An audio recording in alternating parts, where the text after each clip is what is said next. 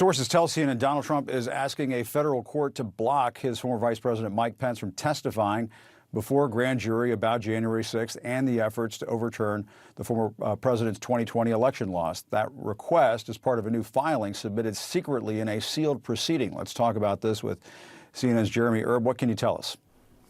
Yeah, that's right, Jim. And this filing is basically, it's going to make it more difficult for Special Counsel Jack Smith to obtain testimony from Vice President Mike Pence. And of course, this investigation is playing out as we see in the course of this 2024 presidential race. Now, the filing, as you said, it was filed under seal, and so we don't know details about the specific arguments that the Trump's legal team is making. What we're told is from sources that they are basically trying to prevent Pence from testifying about certain elements of the January 6th investigation. And this isn't the only roadblock that the special counsel is facing, because Pence himself has said that he plans to fight the subpoena for a different reason. Pence has argued that he is protected by the Constitution's speech and debate clause, which shields the legislative branch from certain law enforcement action. He says because he was the president of the Senate on January 6th when he was certifying the votes, that he is protected under this clause.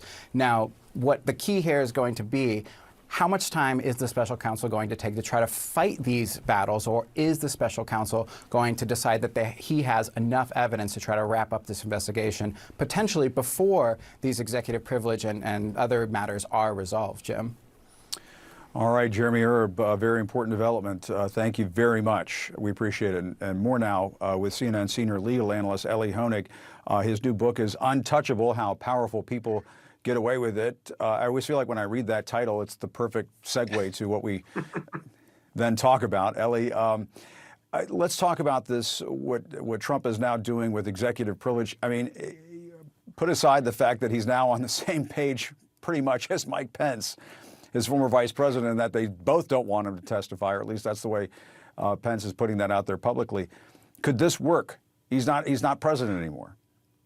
Well, Jim, you're right. It is unusual to see Trump and Pence reunited, I suppose. Yeah. I think it's very much of a long shot. I think Donald Trump has a steep, rocky, uphill climb legally. He's invoking executive privilege, meaning I had conversations when I was president with one of my key advisors, my vice president, that needs to remain secret. But he's got two big problems. One, Donald Trump is now a former president. While it's not impossible for a former president to invoke executive privilege, the courts have said that it's much more difficult for a former president to invoke executive privilege than a sitting president. So that's number one. The other problem Donald Trump has is this is a criminal grand jury subpoena. And usually courts are going to honor criminal grand jury subpoenas. And typically, with some exceptions, but typically executive privilege does not prevail over a grand jury subpoena. So it's a shot in the dark here. I think it's got a chance of succeeding, but only a very long shot chance here. And Elie, Pence is already trying to avoid testifying by claiming it would be unconstitutional under the speech or debate clause of the Constitution. Is he right about that? What are the odds of that being successful? I've been wondering about this one. He's got a little bit of a better argument here, and I think he could succeed in some part. His argument is that in my role as vice president, I was also president of the Senate, and the Constitution says that members of Congress cannot be forced to answer questions outside of Congress itself. I do think the court will say, yes, it can apply to the vice president. The problem is you have to go sort of question by question and decide, is this within his legislative duties, his proper legislative duties? This is what happened with Representative Perry. This is what happened with Lindsey Graham. At both times, courts went through and said, only a very narrow subsection of your testimony is protected, that which applies to actual legitimate congressional duties. All the other stuff, though, is in play, and I think we'll get a similar response here with Mike Pence. And I mean, obviously, these are delay tactics on the part of the former president. You and I have talked about this a gazillion times, that this is what he does.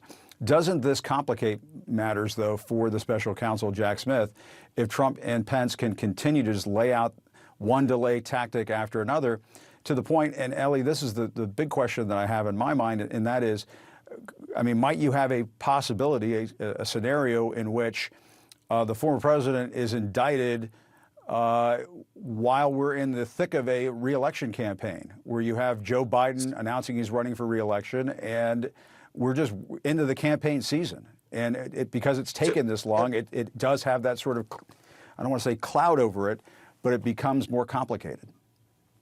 I think you're absolutely right, Jim. As you say, we talk about this a lot. We are 2 years and 2 months out from January 6th at this point. And the problem that Jack Smith has inherited now, all that time wasted is gone. And if he's going to fight this fight over this subpoena to Mike Pence, he's got to beat both arguments, Trump's argument and Pence's argument. We got to go through the district court where we are now. We got to go through the Court of Appeals, and whoever loses there is going to try to get it to the Supreme Court. You are talking about months of delay. Does Jack Smith have that luxury to wait that long? Could we see Donald Trump indicted and it land in the middle, a trial land in the middle of the electoral campaign? Absolutely. That could come out of Fulton County. That's a different investigation.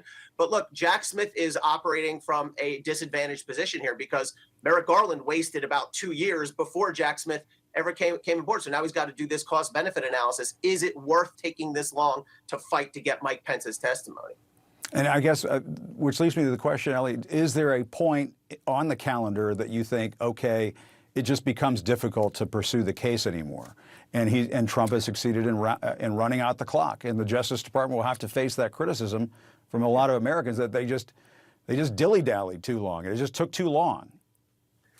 So as a technical legal matter, they're still within their rights to bring this case. But I do think there comes a point we may already be past it. The fact of the matter, like I said, Jim, 2 years, 2 months out from January 6th, not a single person, forget about Donald Trump, not a single person in any position of official power has been charged with anything. And everyone's so focused on indictment, Jim, but you have to be realistic. Look, I was a prosecutor. You have to think about trial. When are we going to try this case? We're just getting a preview of all the appeals and motions. They're not going to get to trial to this thing until best case scenario 2024. We're going to be in the midst of primaries by that point, or maybe later. It's going to be that much harder for a prosecutor to get a jury unanimously, all 12, beyond a reasonable doubt, to convict anybody who's involved in the race at that point. All right, Ellie Honig, thanks so much. We appreciate it. All right, Jim, thanks.